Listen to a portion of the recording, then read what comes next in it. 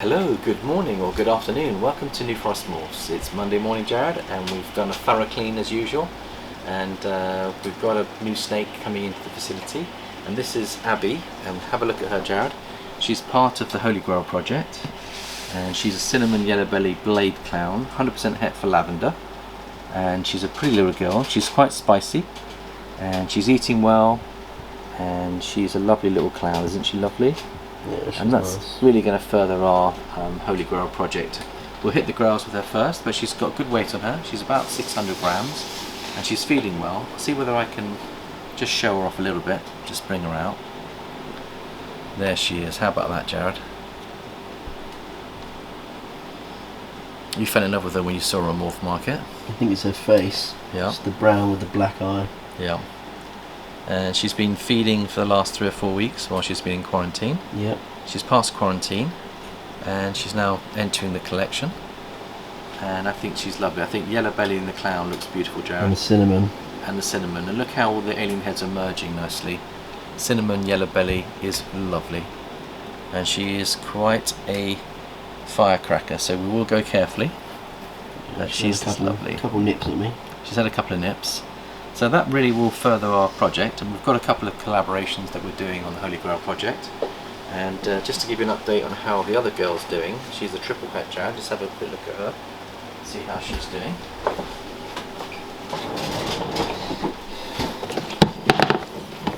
So this is a joint project with Tony. Oh, she shed out. She shed out, so that's fine. There she is. And what I wanted to do is just to get rid of her shed. But she's been feeding really well. She's had, I think it's 90 gram multi-jar. I just want to weigh her and see how big she's doing. And we're at that point where we're starting to think about future planning options going forwards. And so we're just trying to size up to see which girls need that extra little bit of support to get them up to breathable weight. And we'll put her on the scales, Jared, and just see what she's coming in at. Like, hopefully she's about 1,000. And actually, can you just zero that for me, Jared? Mm-hmm. And we'll just see how she's looking. And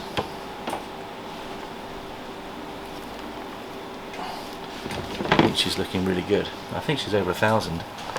Let's just see where she is.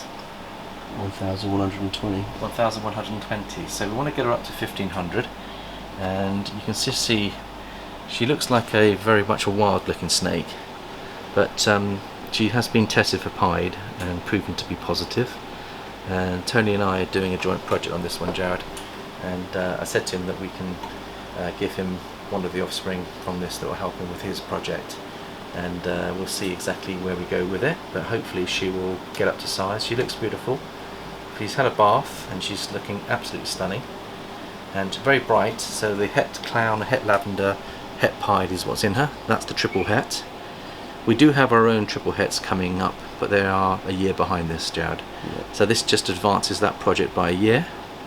And we've also got another friend that's just bought a girl that is a Grail girl, Jared, and wants to collaborate with us. So I'm sure that we can hit this target a lot better, a lot quicker with the help of 2 experienced breeders backing us, which we're very grateful for. There's the back one as well. There's a back one that needs clipping there. Sorry, Jared. Yeah. I'll just show you the picture of the Grail girl. Just bear with me a second. That's a lavender clown, isn't it? Yeah. So it's absolutely stunning. I mean, so this is the girl that we're hoping to get as a collaboration with my friend. He's hoping to get that one. Absolute stunner. And beautiful markings on it, so that's what the Grail looks like, and I think that's what we're trying to hit, Jared. But obviously having a full visual girl within 2 or 3 years time is going to improve the odds, so we're thinking long term here. We obviously want to get the Holy Grail, which is the pied going in, but we've got a boy which we are very happy with, Jared. He's actually in here. Let's see if we can get him out. And again, I think we'll weigh him just to see whether he's up to size for breeding for next season. I think he's getting ready for a shed as well. Is he? So this is a pastel pied het clown, het lavender. And what's his name, Jared? Achilles. Achilles. So he is going into shed, but let's just see what he's weighing in at. He's 615. 615. We like them to be 700, 620. So a beautiful example. So he's got the pied, and he's got the 2 other double hets in him, and he's got the pastel. So he'll prove to be a very helpful boy. If we put this boy with that girl, Jared, if we get her up to size, we've got a chance of hitting the Holy Grail. It's not a massive chance because she's got triple het and he's double het. So double het to double het is normally 1 out of 16. A triple het to a double het, you have to multiply by 4. It's 1 out of 64. Well, he's half. Yeah. But what you do is for every het you actually multiply by 4, Jared. So if you've got a 3 and 2, it's 1 out of 64. So it's a long shot. We're not expecting to get the Holy Grail, but we could. If she gives us 8 eggs, there's a 1 in 8 chance that we could hit the Holy Grail. If she doesn't hit the Holy Grail, which is quite remote anyway, we will actually have some fantastic building blocks, which will be double visuals, hopefully het for the other, and that's where if we get a boy, it will then actually take the project to the next level. And if we do that, our other collaboration with that double visual girl, which is a Grail girl, will then mean that we can plug those in and get some wonderful odds in the future. So it's all about working forward and working with other collaborations. Talking of collaborations, we've also got a puzzle collaborator. One of our first ever families that we got into the hobby is Ed and his family, and he's got a business, Jared, which is Racket Ralph's, and that's the Ralph family. And he's got some beautiful puzzle projects that he would like to do with us on a collaboration. So he's furthering his puzzle, got some lovely ideas there, we've got some lovely ideas too, and together we should be able to move that forward. And we've got a couple of new snakes coming. Talking of puzzle, my het puzzle het G-Stripe girl, which has got fire in it as well, I just paid for her today, and she'll be on the next shipment coming in August. So we'll have the quarantine set up for that one.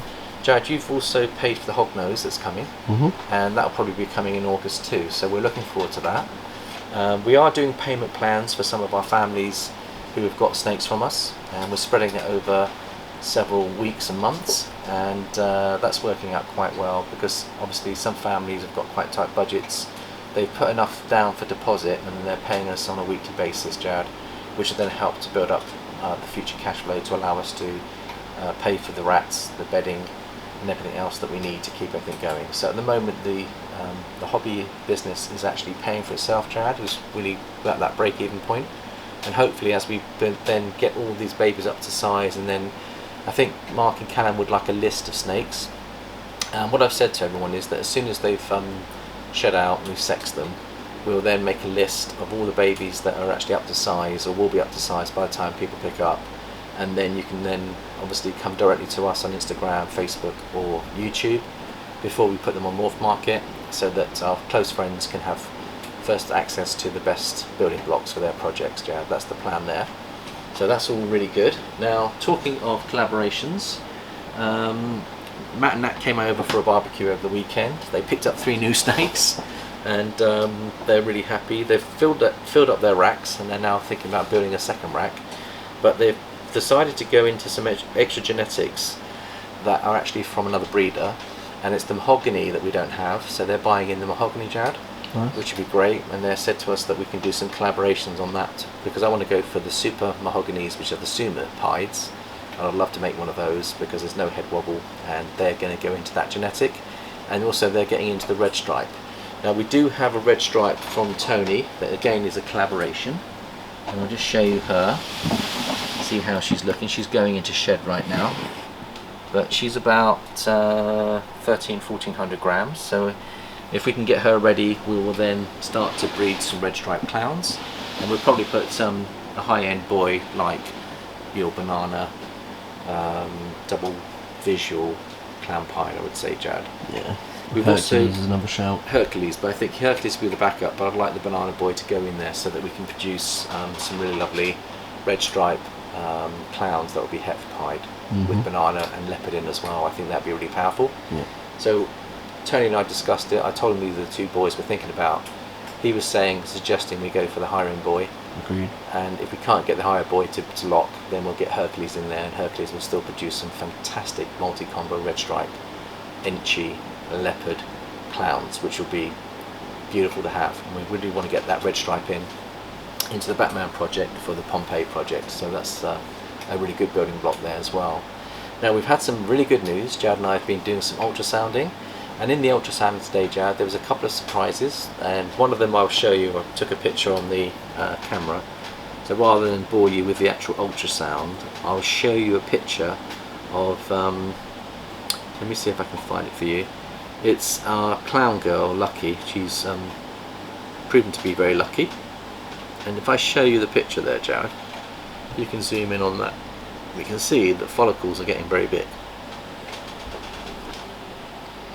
Now we're in August, and we've got girls that are still building in August, Jared, and you would have thought that most of the girls would be over by now, but actually, because of the conditions that we're laying here, and we've got very good cooling systems, the girls are actually building any time of the year. So we've actually, those two blowers that we've installed, Jared, which is bringing fresh, cooler air, and also our air cooling system, is actually meaning that we can carry on breeding all the way through the year, and the new season will start, and I think there'll be very little gap between the two seasons, which is lovely. But this is the girl. Have a little look at her. She's called Lucky. The follicles were 33 millimeters, and here she is. You can see she's still building, and she has got some wonderful eggs in her. Now she's been put to our het sunset boy that's carrying pastel and enchi, but also he's 50% het for clown, so we're hoping that she'll produce some visual clowns that will have enchi and pastel in, but also will be potentially het for sunset. Half of them should be het for sunset, and then that's the beginning of our beautiful sunset clown project. The other thing we want to do is we want to get the sunset into the ultramel project. So we want to put the sunset ultramel clowns together, and what we'll end up doing is we'll probably use the boy, the ultramel clown boy, and plug him into one of the girls that is het for sunset. And if you go and have a look at her, Jared, it's her name is Solar. Yeah. Solar. You weighed her, and we checked her follicles, Jared. What size follicles was she having? She's just slowly building, isn't she? Yeah, I think they're 13 mil. 13 mil. Now she's got Orange Dream in there as well, Jared. Yep, OD Enchi. So we're going to get the OD Enchi into the triple recessive genetic, which will be the Sunset Clown Pieds, is what we want to do there, Jared. And the other girl that's going to go for us soon is Pringle. Now she had 37mm follicles last month. She's on the nesting spot, and I think it'll only be a matter of time before she starts nesting and giving us a clutch. And then there's possibly one other that may go. We'll be very surprised if she does, but Vesta, she's still eating, Jad. She was a real wriggler, wasn't she? So we couldn't really pin her down. But we're hoping that she's going to give us some more DG peptides that are multi-comboed with Enchi, Fire and Pastel in. But like I say, I was a little bit concerned because she's still feeding, whether or not she's smaller than what we thought, Jad, and maybe we've got the size of her follicles wrong. Yeah. But we'll keep you posted with that one. So we've got those two girls, and this is the surprise one, Fern, who was our fire het clown girl that we produced 4 years ago. She's got 17mm follicles, and she's building quite nicely, and she's a superb example of a fire. We put Hercules to her, so we're going for multi-combo fire clowns with leopard, enchi, lesser and pastel in. So that could be a nice powerful animal going forward, Jared. And we're still waiting for the DG clutch to shed out. They're all going to shed out soon, and we'll give you an update on that one as soon as they come through. So I think that basically is everything we need to do on the update front, Jared. Was there anything else on any of the animals you can think of? Nope. No? So we're going to finish off with a little bit of poetry. And to say, Nat at Lunacorals sent me the most gorgeous poem. She's very artistic, and you can see she came in to pick up her new snake, Jared, and we sexed it and it looked like it was a girl, and that is from the patho clutch, so it is a good chance that she is patho, but she has got some really interesting markings on her. You know, the thumb, if you look carefully at the thumb nails, very similar to Splash, so I'm wondering whether there's a retained sperm there as well, with the possibility of Monsoon in the mix. But if you have a look at Splash, Jared, she's actually just shed out. Oh, Swish. Swish, sorry. Yeah. They're a bit different. Swish's is very pronounced and wobbly. Yeah. Where is it? Other side.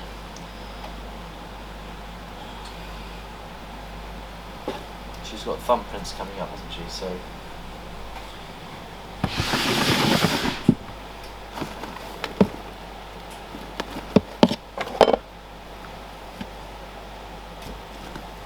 That's the other one, Tinkerbell. Yeah, she just shut out. Looking good. So I think that's Where's the the one. patterns on that? Sorry? Oh, here. Yeah, This side. see the extra patterns on there? It's the wobbly. Yeah.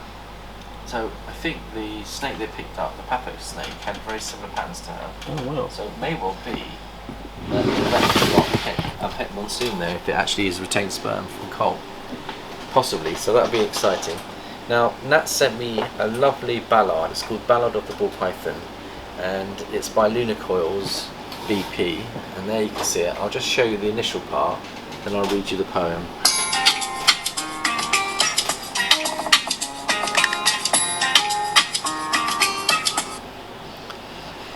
So if I read it to you, Jared, it says, they start off small, a wriggling bean, a tiny dot in nature's scene. But give them time, you'll soon stand tall. Their coils stretch wide, no fear at all. Entwined with myths and land of old, their stories whispered soft and bold. Spirits speak in silent sheds, ancient power in their threads. They rarely bite, no need for fright, but when they're scared they might take flight. A gentle hand, a steady heart is where the bond of trust will start. With love and time they come to know this world is safe, and so they grow.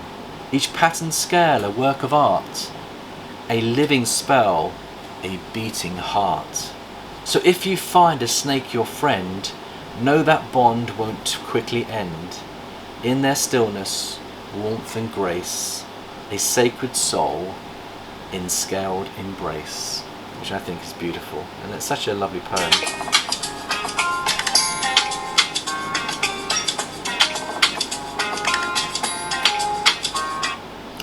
So thank you, Nat, for that wonderful poem, and you have to be in the mood for this, so I was really touched by that, and I think Nat and Matt, they're bringing a lot of interesting angle to the bull python keeping, because they're seeing beyond the bull pythons and looking into their inner spirits, Jared, which I like. And I think it's really, really good to have friends like that view the snakes with so much sacred power that I'm really quite enchanted by it all and quite taken in by it all. And it does actually sit comfortably with my own internal compass, because I'm spiritually connected to these animals. And I think when you are connected like that, yeah, you tend to build that really strong bond.